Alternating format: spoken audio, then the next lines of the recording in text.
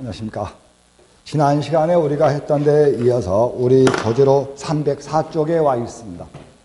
우리 교재 304쪽에 보면은 이 시간에는 글의 중심 문장의 위치에 대해서 보고 있다, 이런 이야기입니다. 이미 여러분들이 지난 시간부터 주지, 전제, 부연 이런 걸 보고 계시지만은 사실 논설문이나 설명문의 실용적인 글의 독해라고 하는 것은 상당히 따분합니다. 또 해도 점수가 부쩍부쩍 오르는 게 아니야. 그러나 이건 많은 지문들 직접 끊어보고 직접 나눠보고 문단과 문단의 관계를 파악해보고 그렇게 함으로 해서 익숙해지면 아주 손쉬운 문제 돼요.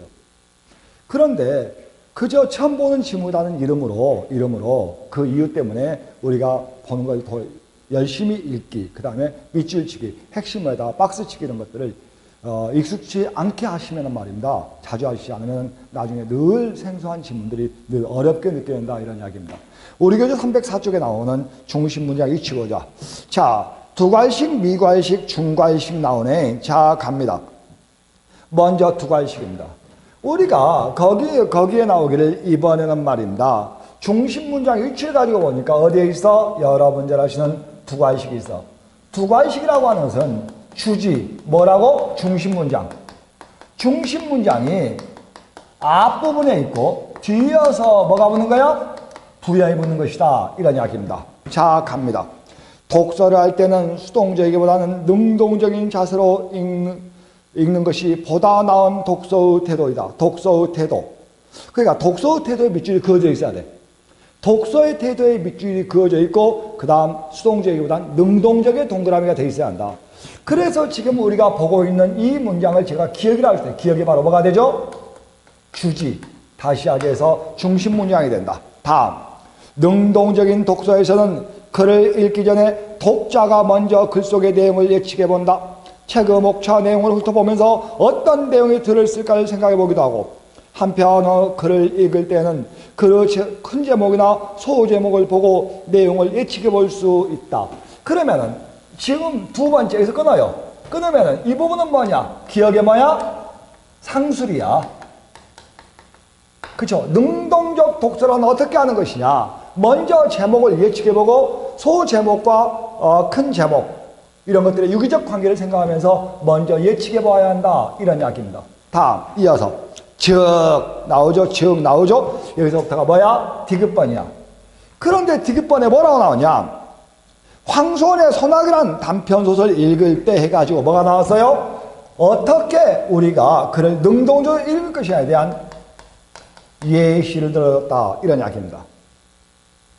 그렇기 때문에 여기 나오는 니은은 기억의 부연이며 디귿은 뭐죠? 니은의 부연이야. 그래서 여기 나오는 이것을 주지, 즉 일반적 진술이며 중심 문자로 본다면 이 전체가 지금 뭐가 되죠? 부연 부분이 된다, 이런 이야기예요. 이 전체가 부연 부분이 된다, 이런 이야기. 그죠? 그렇게 보시면 틀림이 없어. 맞죠? 다 이어서. 그래서 주제문이 어디에 있어? 앞에 있어요. 그러므로 이거 갖다가 우리가 뭐라고 한다? 여러분들 잘 아시는 두괄식이라고 한다. 다음 미괄식이야. 근데 미괄식은 좀 다르다. 왜냐하면 여러분 보신 대로 앞에 뭐가 있어? 화제의 유도가 있어요. 화제의 유도가 있고 뒤에 뭐가 나타나는 거야? 주지가 나타나. 이때 이 화제의 유도 부분에는 소위 여러분 보신 뭐죠? 근거가 앞에 나와. 이거 갖다 우리는 논설문에서는 전제라고도 해. 그치? 자, 간다. 용성은 지명입니다. 용성을 국경으로 삼으면 의롭지 못한 것이 하나 있고 이롭지 못한 것이 둘이 있다. 자, 여기에 용성을 국경으로 삼으면은 의롭지 못한 일이, 우리가 알고 있는 의롭지 못한 일이 있으며 또 뭐죠? 우리가 알고 있는 이롭지 못한 일이 있다, 이런 이야기입니다. 그렇죠? 자, 이렇게 했을 때 거기에 나오기를 그렇게 나오기를 뭐라고 나와주고 있냐? 현조 땅을 주르게 되어 의롭지 못하고 험준한 산천이 없는 점과 방학의 불편함이 이롭지 못하다. 그래서 선조의 땅을 잃어버린 것이 의롭지 못한 것이요, 산세 때문에 국경을 수비하기 힘들기 때문에 이롭지 못하다, 이런 이야기입니다. 그런데 여기서 끊으면은 여기까지가 기억이야. 이 기억이 뭐냐? 용성이 국경이었을 때의 문제점이야. 다음 두 번째. 두만강을 국경으로 삼으면 대의가 하나 있고 이로움이 둘이 있다. 이번에는 두만강을 국경으로 삼는 거야.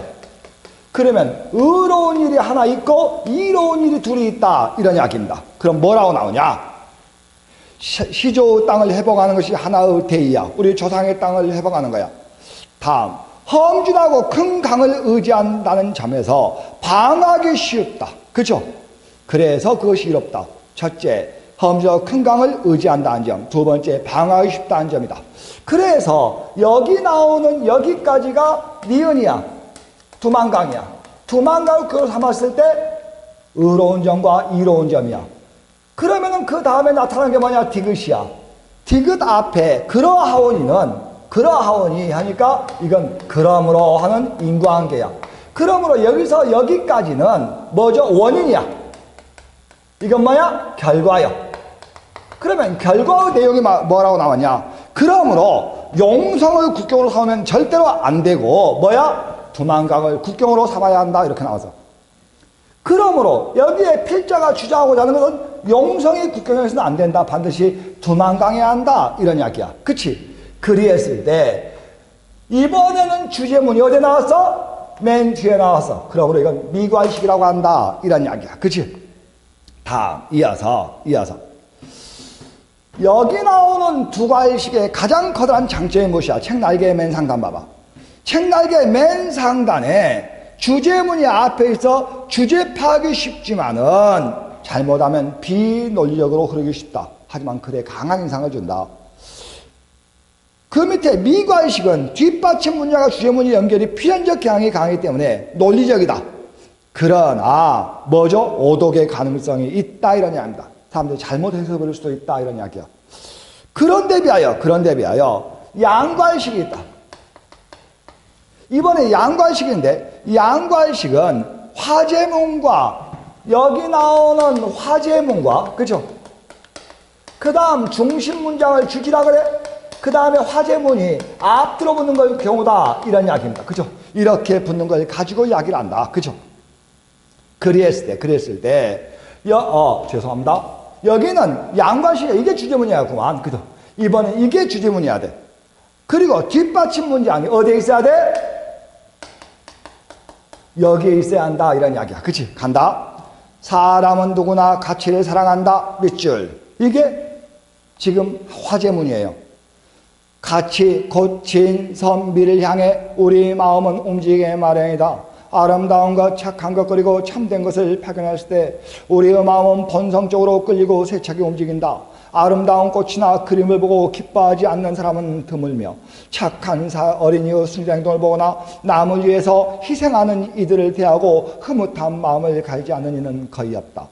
누구나 모든 일에 거짓보다는 참된 것을 천성으로 좋아하고 특히 탐구심이 강한 이들은 진리향에 자기도 모르게 마음이 움직이고 그것을 위해 자기를 오롯이 바치는 일조차 있다. 이처럼 사람은 진선미의 가치를 발견했을 때 그것을 본성으로 사랑하는 마음을 가지게 된다. 맨 마지막 문장이야. 진선미의 가치를 발견했을 때 그것을 본성적으로 사랑하는 마음을 가지게 된다 해서 맨 앞에 문장 뭐라고 나와서 사람 누구나 가치를 사랑한다. 여기하고 어디죠? 여기하고 같은 문장이다. 이런 이야기입니다. 양괄식이야. 자, 여기 나오는 중괄식은 가운데 있는 거지 주제문이. 그죠? 그죠? 그래서 일단 읽어보시면 똑같은 문장이야. 그러나 늘 이야기하지만 마지막으로 우리 교재 어디입니까? 305쪽의 맨 마지막에 이번에는 두괄식, 미괄식, 양괄식, 중괄식에 이어서 뭐가 나왔어? 열서식. 소위 뭐야? 병렬식이야. 말 그대로 나열식이라는 이야기입니다. 그죠? 그렇다면 신체의 개념을 통해 니체는 인간의 존재적 특징을 다음처럼 말하고 있는 셈이 된다 해서 첫째, 둘째, 셋째가 나가면 무조건제가 나열식이라고 말씀을 드렸어요. 그죠? 맞죠? 그랬을 때 여기 나오는 첫째, 둘째, 셋째 이렇게 세 가지가 남았는데 넷째까지 있구나. 있다 그래. 이랬을 때 여기 나오는 기역과 니은과 디귿은 모두 어떤 관계에 있어야 돼? 대등관계에 있어야 한다. 이런 이야기야. 모두 다 대등관계에 있어야 한다. 이런 이야기예요. 맞죠? 이렇게 보시면 돼. 자, 이렇게 해서 주제문의 위치가 어디에 있느냐? 이걸 좀 살펴봤다. 이런 이야기야. 자, 이어서 우리가 이제 307쪽이야. 문장의 순서별이야. 그쵸? 이번에는 문장의 순서별인데, 한 문제 시험 꼭 나오죠? 어떻게 순서를 배열할 것이냐? 그쵸? 문장의 순서별은 곧 문단의 순서별일 수도 있다. 이런 이야기야. 그치? 자, 간다. 이리했을 때, 각 문장 간의 중심 속성을 비교하여 읽는다. 이런 이야기야. 먼저 간다. 나는 오늘날의 인류 문화가 불완전함을 안다. 자, 이게 기억번이야. 그치? 기억번이야. 그래서 만약에 여러분들이 이 글을 읽고 있다면 인류 문화가 불완전함? 거기에 밑줄이 그어져 있어야 돼. 왜냐하면 이것이 우리가 흔히 이야기하는 뭐죠? 핵심 어구야. 인류 문화가 불완전함? 이것이 핵심 어구다. 이런 이야기야. 나라마다 안으로는 정치상, 경제상, 사회상으로 불평등, 불합리가 있고, 밖으로는 국제적으로는 나라와 나라의 민족과 민족의 시기, 알력, 침략, 그리고 그 침략에 대한 보복으로 작고 큰 전쟁이 그칠 사이가 없어서 많은 생명과 재물을 희생하고도 좋은 일이 오는 것이 아니라 인심의 불안과 도덕의 타락은 갈수록 더하니, 이래가지고는 전쟁이 그칠 날이 없어 인류는 마침내 멸망하고 말 것이다. 다음, 인류 문화가 불완전하다에 대한 뭐가 있지? 부연이야. 그죠? 다시 하겠어. 뭐 하고 있어? 상술하고 있다. 이런 이야기예요. 다음, 이어서 그 밑에 두 번째, 접속어와 접속어의 관계. 자, 중심 문장은 그러나, 그리고, 그런데, 그렇다면, 그랬을 때 우리가 여기 나오는 그러나 있지? 그러나 그렇다면 됐습니까? 그러나 그렇다면, 그러므로 이제 이런 말이 있다면 앞에 있는 문장과 뒤에 있는 문장을 봤을 때 이 뒤에 있는 문장이 중심 문장이다. 중심 문장이다. 그리고 앞에 있는 문장은 만약에 앞에 있는 문장이 설명문이라면 뭐가 되죠? 구체 진술이 되는 경우가 많고, 만약에 논설문이라면 앞에가 뭐가 되지? 전제가 된다는 거야. 그렇죠? 이렇게 본다. 다음, 이어서 이번에는 거기 나오죠? 왜냐하면, 다시 말해 가령 예를 들면 했을 때 여기 나오는 왜냐하면, 가령 예를 들면, 예컨대 이런 말이 온다면 이 뒤에 있는 것이 뭐가 되죠? 뒷받침 문장으로서 뭐가 돼? 근거제시가 된다. 근거제시, 이유제시가 된다. 예시가 되고. 그렇죠? 그러나 이 앞에 있는 것이 뭐가 된다? 주지가 된다. 그래서 접속어에 초점을 맞춰가면서 봐달라. 이런 이야기야. 자, 간다. 그 밑에 예를 한번 읽어보겠어요. 예를 한번 읽어봅니다. 제가 읽을게요. 우리나라의 전통적 윤리는 정의의 바탕을 둔 윤리다. 자, 갈게요. 제가 평소에 이를 기억이라고 하려합니다. 이 기억은 말입니다. 여러분 자신 뭐죠? 한국에서 한국 전통 윤리의 특성이야. 한국 전통 윤리의 특성 뭐야? 정의 바탕을 둔다. 이런 이야기입니다. 됐죠? 자, 여기 니은이야. 혈연의 정, 부부의 정, 이웃 또는 친지의 정에 따라 서로를 사랑하고 도와가며 살아가는 지혜로운 전통윤리의 기본이다. 여기까지가 바로 뭐가 되죠? 기억에 뭐가 돼? 상수이 돼. 한국의 전통윤리가 정의 바탕을 두고 있는데 이 정의 종류는 뭐가 있었어? 혈연, 부부, 이웃, 친지. 그렇죠? 이들 간의 상호 간에 상보적으로 도와주며 사는 것이 한국 전통윤리의 특성이다. 이런 이야기입니다. 그런데 정의라는 것이 자기와 관계가 가까운 사람에 대하여 강하게 일어나고 먼 사람에 대하여 약하게 일어나는 것이 보통으로 정의 바탕을 둔 윤리가 명령하는 것은 상대가 누구냐에 따라서 변할 수 있어. 달라질 수 있어. 자, 여기까지 디귿이야.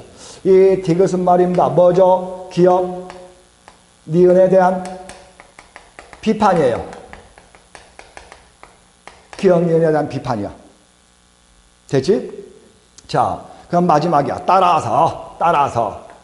이때 여기 나온 따라서 한국의 전통사의 전통사의 윤리는 정의 바탕을 둔 윤리이기 때문에 밑줄 쳐야 돼. 우리나라의 전통 윤리는 자기 중심적 일면이 있다. 밑줄. 그렇죠? 우리나라 전통 윤리는 자기 중심적 일면이 있다. 여기가 바로 뭐야? 주지야. 여기가 주지야. 그 다음에 미음번에 뭐가 나왔어? 넘겨봐.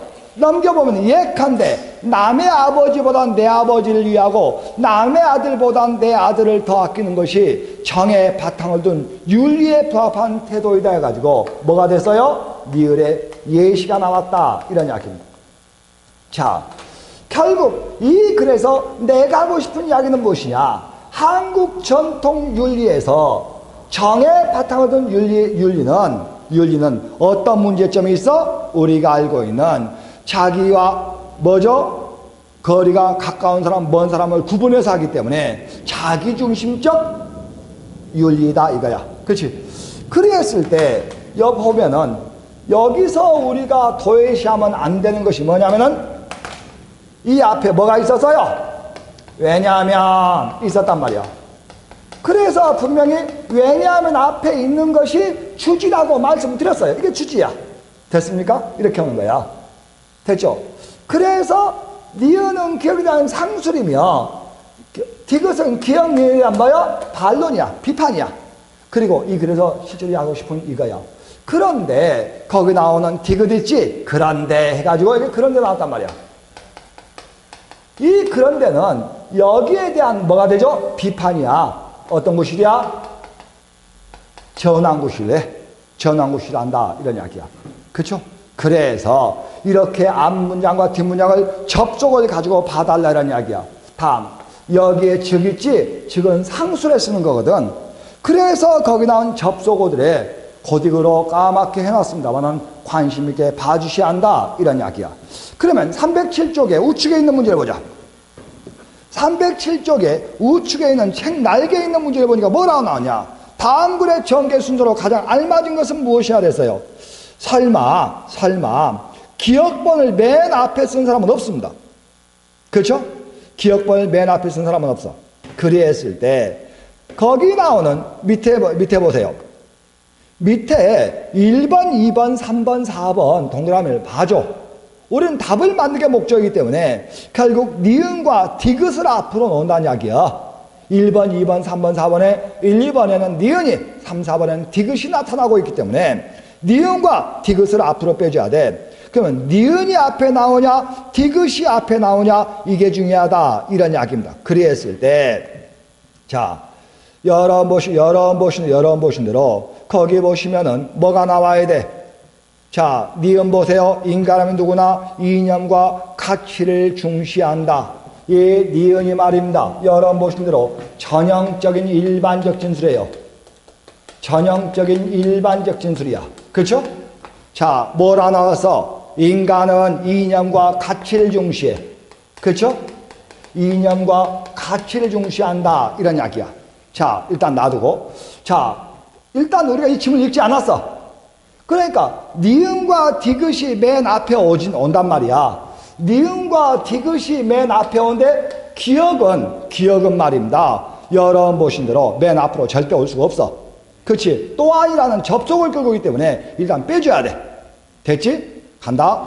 인간이라면 누구나 이념과 가치를 소중히 여긴다. 됐어요? 그런데 흔히들 순간 이념과 가치로 진리, 선, 정의를 언급하게 한다. 그래서 이념과 가치가 나왔는데 디귿번에 뭐가 나오냐? 이념과 가치에는 뭐가 있다고? 진리와 선과 정의가 있다. 진리와 선과 정의가 있다. 이렇게 나와지고 있어요. 맞죠? 니은 다음에 디귿이 다음 이어서 그 다음에 뭐가 나왔냐? 니을 보세요. 진리는 인간 생활의 이론적 측면에 나타나고 선과 정의는 인간 생활의 실천적 측면에 나타난다. 진리는 이론적 측면에, 선과 정의는 실천적 측면에 나타난다 해가지고 여기 나온 진리와 선과 정의가 어떤 쪽에 나타나냐에 따라서 정신적이냐 아니면 실천적이냐 나눠졌다 이런 이야기야. 또한 실천적 측면에서는 여기 보니까 뭐가 있었지? 한번 더 볼게. 이론적 측면과 실천적 측면이 있었다는 이야기야. 그런데 다시 기억봐. 또한 실천적 측면 가운데서도 내적 측면으로 나타난 것이 선이요, 외적 측면으로 나타난 것이 정의로움이다. 이렇게 나왔어요. 그래서 여기에 여기 나오는 기억이 맨 뒤에 와줘야 돼. 기억이 맨 뒤에 와줘야 한다. 이런 이야기야. 그치? 그러면 여기 뭐가 와야 돼? 니을이 와줘야 돼. 그래서 니은, 디귿, 니을 기억으로 표기해달라. 니은, 디귿, 어리을 기억으로 표기해달라. 이런 이야기야. 그러므로 여기는 여러분이 보고 계시지만은 답을 몇 번으로? 1번으로 수정해 주셔야 돼. 1번으로. 그죠? 오답 처리되네요. 답이 1번으로 처리해 주십시오. 그죠? 자, 여기에 기억에 또한이 왔단 말이야. 그죠? 또한이 왔어. 그 다음 여기 나오는 이것을 일반적 진수라고 한다면은 여기 나오는 이런 것들은 전부 다 뭐야? 부연이라는 구체적인 것에 해당한다. 이런 이야기예요. 그죠? 자, 넘어가 봅시다. 넘어가 보면은 그 다음에 나오는 탐구학습의 문제를 풀어보시면은 한국의 근대사를 어떻게 볼 것이냐요. 그죠? 소위 우리가 알고 있는 근대사에서 말입니다. 이렇게 나오지.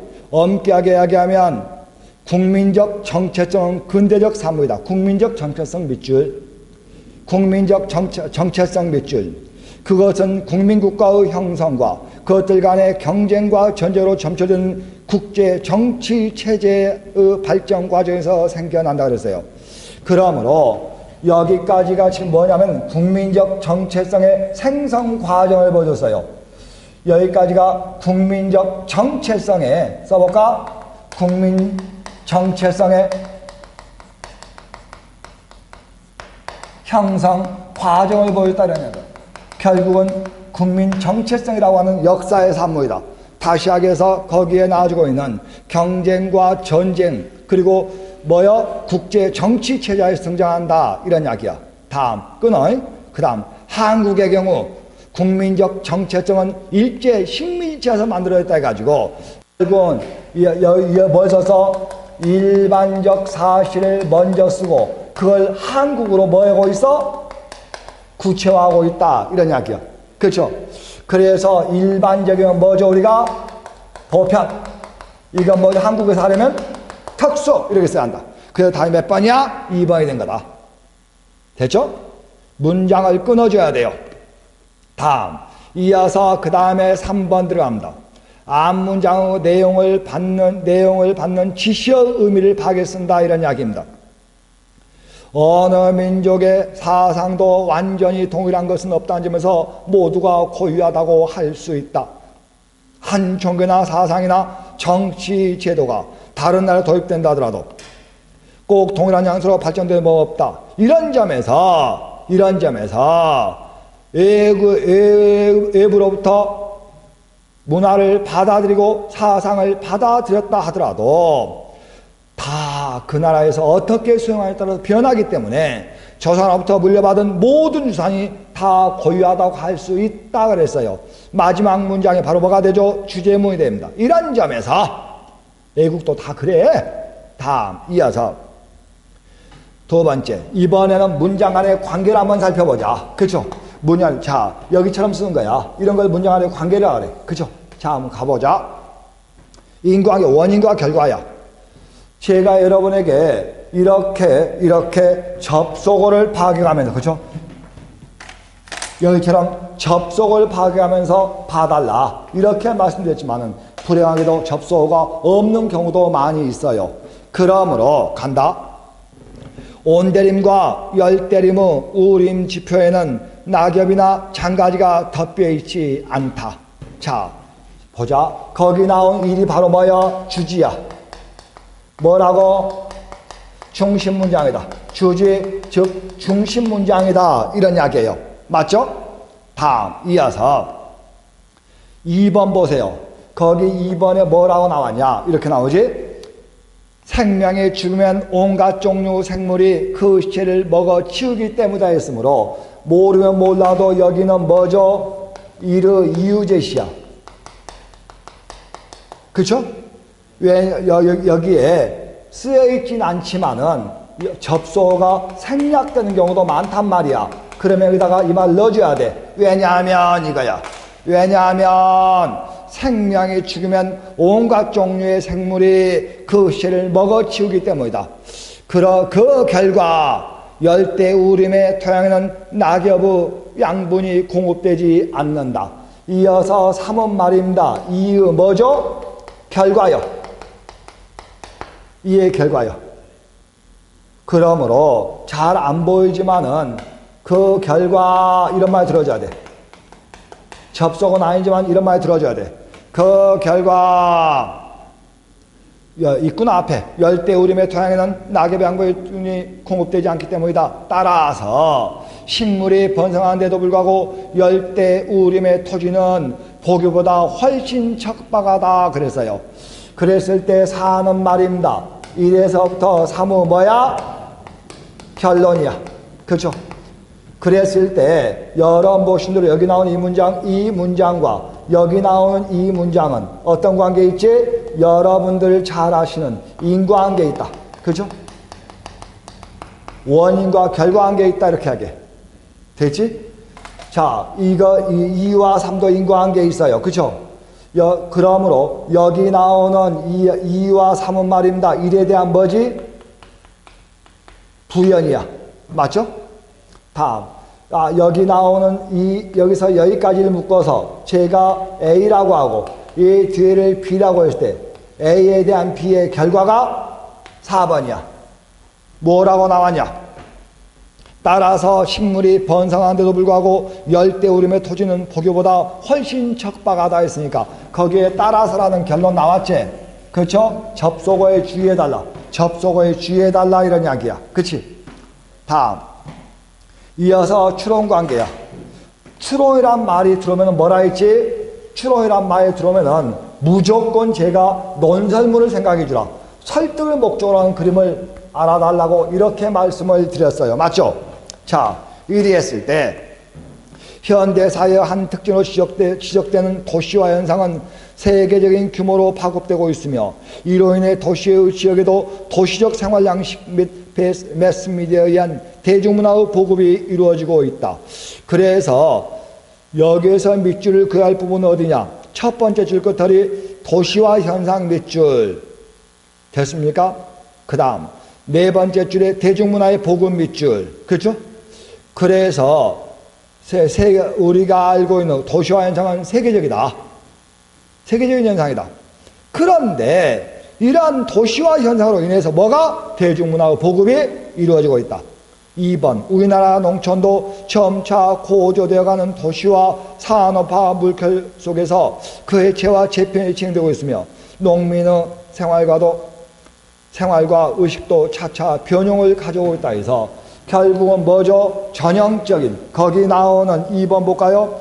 2번 보시면은 제가 위에는 뭐야? 일반적 사실이야. 일반적 사실이고 그 다음 어디야? 2번 있죠? 거기 우리나라 있죠? 첫 번째 문장은 현대사에서부터고 첫 번째는 현대사에서부터고 그쵸? 그 다음에 두 번째 우리나라의 경우를 보여주고 있단 말이야. 그러므로 전형적인 뭘 보여주고 있어? 연역추론을 보여주고 있다. 연역추론은 무엇이냐? 일반적 사례를 뭐 하는 거야? 구체화하는 것이 우리가 알고는 연역추론 아니냐 이런 이야기야. 맞지? 다음 이어서 원리의 적용 관계가 있고 상세화 과정이 있다. 거기에 지문 한번 읽어볼까요? 상세화 과정입니다. 거기에 나오기를 주제가 먼저 나오고 그 책 설명인 비유, 예시, 분류 등이 뒤에 나타난다 이런 이야기야. 이리했을 때 지하에 있는 영구 동토층에 있는 툰드라지대는 주로 북극 지방에 있다.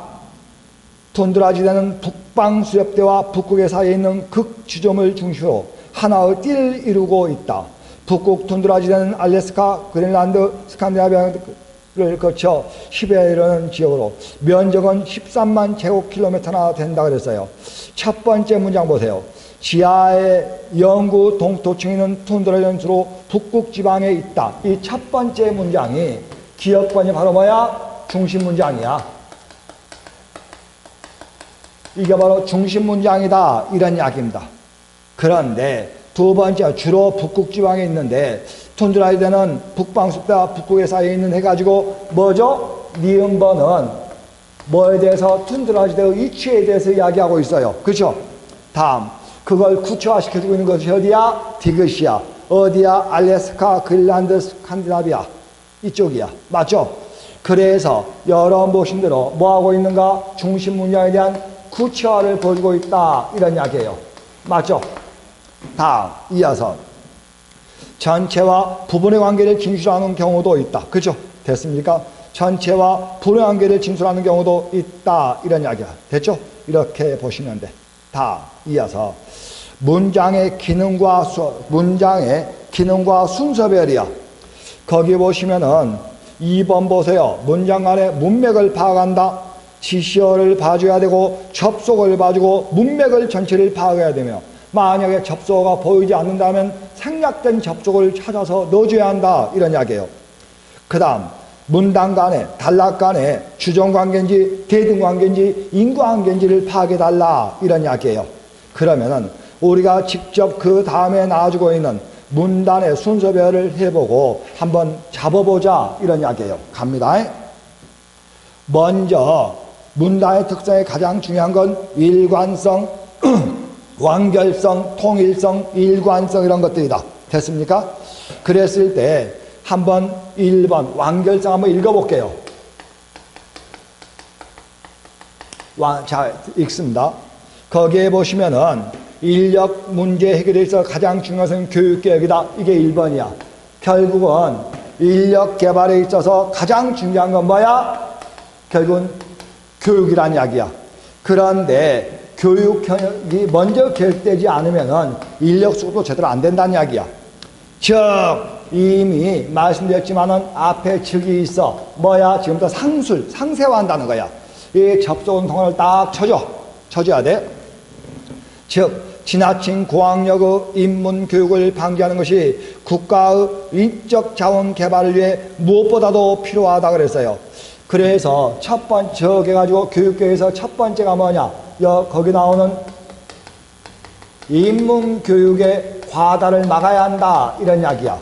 다음 이어서 학교 교육에 배출한 인력과 산업이 필요하는 인력 사이의 불균형의 해소가 필요하다.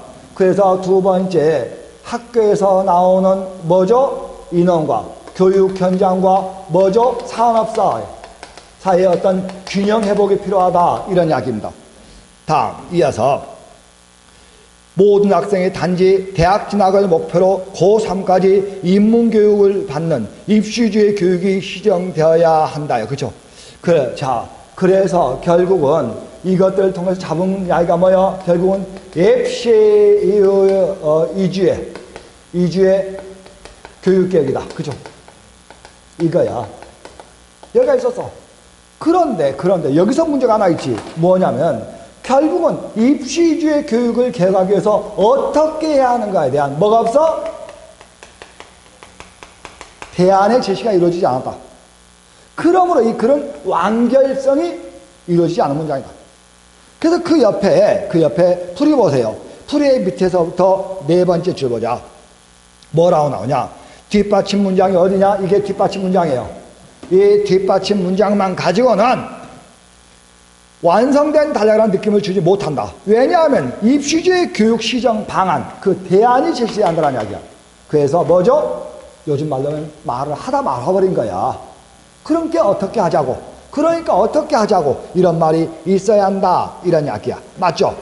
다음 이어서 그 다음에 이어지는 게 뭐냐? 이번엔 글의 통일성이야. 지금 여러분이 보고자 하는 이 통일성도 말입니다. 어떻게 보면 전혀 문제가 없어 보여. 간다. 사물의 상태, 적정한 도를 넘어서면 문제가 된다. 해다 밑줄. 그죠? 그래서 거기 나오는 제가 1이라고 했을 때 1은 뭐라고 써있냐? 사물의 상태가 도를 넘어서면 안 된다는 이야기야. 그치? 문제가 돼. 우리말에서 여기서부터 2번이야. 우리말에서 이러한 상태에 대해 과하다고 한다. 즉 과도하다는 말이다. 과대, 과다, 과밀, 과중, 과적, 과열, 과속, 과분 등의 말은 크기, 양, 밀도, 무게, 부피, 온도, 속도, 분수 등의 정도를 재는 척도의 기분에 비춰 지나침을 일컫는 말이 된다 그랬어요. 자, 여기 나온 이는 말입니다. 뭐가 되지? 일의 상술이야. 다시약에서 도를 넘어서 문제가 된다 해서 그 문제는 구체적으로 무엇이냐를 상술해주고 있다. 이런 이야기야. 다음. 이렇게 과한 상태는 안정된 상태가 아니다. 이게 3번이야. 그쵸? 됐습니까? 그것은 불안전하다 그랬어요. 됐죠? 따라서 문제 상황이 되고 피해를 가져온다. 과격하거나 과민한 행동은 저항을 불러오며 누르는 힘이 과하면 굽혀지기보다는 부러진다 그랬어요. 그런데 문제는 어디야? 과격하거나 앞에 있지. 앞에서 끊어. 과격하거나 거기 앞에서 끊어주라 이런 이야기입니다. 끊었어요? 끊으면 말입니다. 그런데 따라서 문제 상황이 되고 피해 상황을 가져온다 해가지고 결국은 여기 나오는 사는 말입니다. 어디가 사야? 거기 나오는 그것은 불안전하며 따라서 문제 상황이 되고 피해를 가져온다. 여기까지가 4번이야. 여기까지가 4번인데 4번은 1부터 4까지 뭐죠? 결론이야. 결론이야. 맞지? 다음. 그래서 여기서 여기까지 묶어서 이게 하나의 문단이 만들어졌다 이러냐 한다. 이게 끝이야. 근데 문제가 있어. 뭐지? 과격하거나 여기서부터가 5야. 이번에 5인데 과격하거나 과민한 행동은 저항을 불러오며 누르는 힘이 과하면 굽혀지기보다는 부러진다 해가지고 여러분 잘 아신 대로 여기는 말입니다. 뭘 가지고 있어? 다시약에서 거기 나오지. 여기는 상태를 이야기하면 여기서 있는 행동으로 논제를 벗어나 버려서 지금까지 상태를 진술하다가 갑자기 어디로? 논제로 벗어나 버렸다 이런 이야기입니다. 그러므로 이런 거를 우리는 글의 통일성에 위배된 거다. 이런 거를 우리는 글의 통일성에 위배된 거다. 우리는 이렇게 이야기를 해. 그러므로 마지막에 5번은 삭제해줘야 한다 이런 이야기예요. 마지막에 5번은 삭제해줘야 한다. 지금 번호가 없는 문장들에 번호를 붙여가면서 설명을 드리고 있다 이런 이야기야. 그치? 다음. 이번에는 말입니다. 읽다 보니까 글이 뒤죽박죽이야. 한번 읽어볼게. 자연은 물리적으로 알 수 있는 물질 덩어리며 인간만이 물질의 비물질적 실체를 가진 가치로운 존재이다. 서양의 자연과는 한마디로 이원적이다. 20세기에 확립된 상대성 이론이나 양자역학에서 우리에게 익숙한 형식 논리와 이분법이 적용되지 않는다. 빛이 파동인가? 입자인가? 라는 물음에 대하여 관찰 방법에 따라서 입자로도 관찰되고 파동으로도 관찰되는데 그 본성 궁극적으로 이중적이라는 대답이 아닌데 철학도 이게 철학인가? 너무 어렵네. 무슨 말인지 모르겠어. 자, 이 첫째, 여기에 나타나는 어휘들이 일단 어렵기도 하지만은 글이 너무 뒤죽박죽되어 있다 이런 이야기야. 자, 이외부터 세 번째 줄이에요. 서양의 자연과는 한마디로 이원론적이다 밑줄. 이게 1번이야. 그래서 뭐에 대해 쓰고 있어? 서양의 자연관을 쓰고 있는데 이건 뭐지? 이원론이다 이거야. 여기가 지금 뭐야? 주지예요. 여기가 지금 바로 주지다 이런 이야기야. 그치? 됐어요? 다음. 만약에 이렇게 여러분이 썼다면 이번에는 또 두 번째 그 맨 앞에 있는 문장 보세요. 자연은 물력으로 알 수 있는 물질 덩어리며 인간만이 물질의 비물질을 가진 가치로운 존재이다 있죠. 이 부분에다가 거기 나오는 뭐죠? 이라고 써봐. 그 첫 번째 앞에다 이라고 써봐. 자연은 물리적으로는 알 수 있는 물질 덩어리며 인간만이 물질의 비물적 실체를 가진 가치로운 존재라다. 존재다. 여기다가 밑줄 한번 여기다 2번하고 써보라 이런 이야기입니다. 됐습니까? 자, 이번에는 말입니다. 거기 나오는 3번 문장을 어디에 쓰냐? 거기 1번 문장 뒤에 서양의 자연과는 한마디로 이원론적이다. 20세기에 보세요. 그죠? 거기에다가 3이라고 써봐. 20세기 앞에다가. 그리고 앞에다가 이 말 넣어줘. 그러나란 말 넣어봐. 그러나 이 입색에 확립된 상대성 이론이나 양자 역학에서는 우리에게 익숙한 형식 논리와 이윤법을 적용하지 않는다 그랬어요. 여기에다가 여기가 바로 뭐지? 그러나가 들어오면 내가 뭐라 했어? 이게 주지야. 이게 주지야. 됐지? 다음 이어서 그 밑에 말이면 그 밑에 우리에게 익숙한 형식 논리와 이윤법에 적용되지 않는다. 빛이 파동인가 입자인가 있죠? 거기다 사라고 써. 그리고 그 앞에다 뭐라고 써? 이 말 넣어봐. 예를 들어란 말을 넣어줘. 그래서 여기 나오는 3에 대한 뭘로 만들어줘? 예시로 만들어주라. 이런 이야기입니다. 예시로 만들어줘. 자, 아직 번호를 못 따라오신 분 계십니까? 보세요. 맨 먼저 예 들어갑니다. 자연은 물리적으로 알 수 있는 물질 덩어리면 이게 2번이야. 이게 2번이야. 됐어요? 다음 이어서 세 번째 줄 서양의 자연과는 한마디로 이원론적이다. 이게 1번이야. 이게 주지야. 그치? 다음 이어서 거기 나오는 세 번째 줄 끝에 20세기 앞에다가 뭐라고 써? 그러나란 말을 집어넣고 3번이야. 됐습니까? 다음 이어서 빛이 파동인가 이게 있죠? 입자인가? 그 문장이 4번이야. 그리고 예를 들어란 말을 써줘. 예컨대란 말을 넣어줘. 그래서 순서를 바로 잡아보자 이런 이야기입니다. 그러면 다음과 같이 잡아집니다. 서양의 자연과는 한마디로 이원론적이다. 자연은 물질적으로 알 수 있는 물질 덩어리며 인간만이 물질의 비물적 가치로운 존재라는 것이다 해가지고 여기 나오는 이는 말입니다. 이르 뭐야? 상술이야. 그치? 그러나 전통적으로 서양은 이원론적이었지만 그러나 20세기에는 상대성 이론이나 양자 역학에서 우리에게 익숙한 형식 논리와 이분법 논리를 인정하지 않는다 해가지고 이에 대한 반론이에요. 그러나 이거 주지야. 그 예시가 바로 뭐죠? 예를 들어 빛은 파동인가 입자인가 이것의 문제다. 맞죠? 선생님이 하는 것처럼 여러분들이 문장을 뚝뚝 끊어가면서 번호를 붙여가는 연습들이 좀 필요하다 이런 이야기예요. 이걸 몇 번 해보시면 익숙해집니다. 나중에 저 뒤에 문제풀이를 하면서 또 설명을 드리겠는데 문장들이 좀 어렵긴 합니다만은 이 문장은 특별히 좀 어렵네요. 그러나 여러분이 좀 익숙하게 몇 번 끊는 연습들 이것들 하시면 좀 쉬워집니다.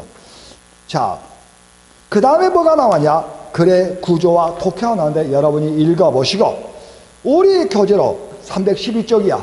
312쪽의 맨 하단에 문단의 순서 배열이 있어요. 나오죠?